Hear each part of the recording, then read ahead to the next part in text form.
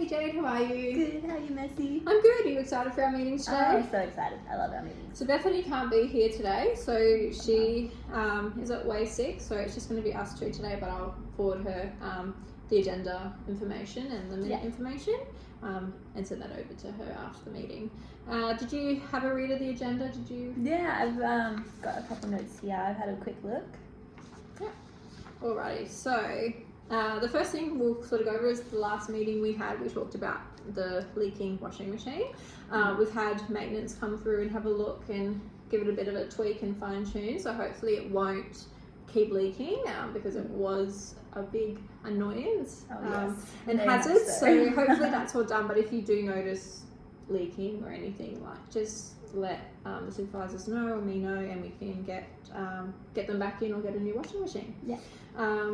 So some new health and safety items to sort of go through today is that we are going through a mega heat wave. Tell me about it. And our front area is all concrete, and it is, a 2-minute walk from the car to us. So what we're sort of thinking about doing is we're going to put in some big shade sails over the top of there. So some maintenance guys are going to come through this week. So when they are there, just be aware that when people are coming and going, if you need to move things out of the way or have people move out of the way, we are going to try and get them in between at surgery time so that they're not in the way. But if it does happen that they're longer, just be mindful. Is that all week? So it should just be on the Tuesday and Wednesday, but I'll let you know next week sort of exactly what times they'll be in from. So as they'll send that to me as well. In the meantime, if we can get someone just to maintain that out there, chuck some sprinklers, hose it down if it is really hot during the day, just before we know people are coming in, just to try and keep that heat down.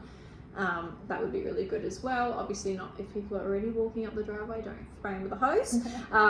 But just if you look outside, it's really hot and people are going to come in the door quickly, just give it a good spray over with the hose. So another big thing we want to sort of go over is we've had a bit of problems with our daily tasks and clinic timetable getting done. It's just we've got a long list of things that need to be done over the course of the day, and things are either getting missed or some people feel as though other people aren't doing their fair share of the work. So what we're sort of thinking of implementing is a daily timetable of when specific things should be done, with little signatures by the side, and also a daily checklist, just so that people know things that have already been done, but also so managers can see who is doing what and if we need to fix any small problems there. So those are going to be implemented just in the main door in the prep room, so that if you ever run out of time or anything, just have a look on there, see what you can help out, and if someone has allocated for that day to do a specific task but they just don't have enough time for surgery reasons or whatever, you can always give them a hand as well. So is that okay with? Obviously, like you were saying, there's a bit of leeway with the checklist. Some days when it's really busy, it's a bit hard to get to everything, but it's just so everyone sort of knows what has and hasn't been done, and that way we can prioritize as well. It'd be super good, and just get things like mopping and cleaning in the middle of the day done at the time that it should be.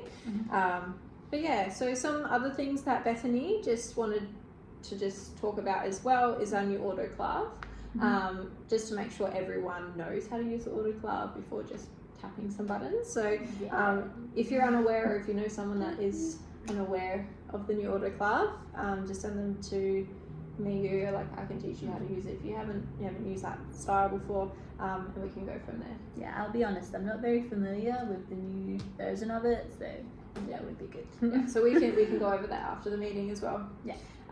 So location for outdoor chairs, it's been brought to my attention that in the dog pen, outside where we take dogs for urination and toileting, there always seems to be stacks of chairs up against that fence line, which I don't overly like, just because if a dog is highly anxious and already looking for a way out, which they tend to do sometimes, it's not going to take much for a big dog to take that leap and try and jump over that fence line. And because we're on an acreage, it's not the best It's not going to be an easy catch. Yeah. So if we could just start moving those chairs and stop putting them in the dog yards altogether, and we're going to allocate a space in the main shed out the back. If you need a chair, that's where they're going to be. Yeah. But I'll show you where those go as well. Awesome. Yeah, is that everything? Have you got any questions or things you want to bring up? No, I think that all makes sense. Awesome, no worries. So I'll see you in the next meeting. I'll send you some information in that before the next one in a month's time. Awesome. Awesome. We'll see you.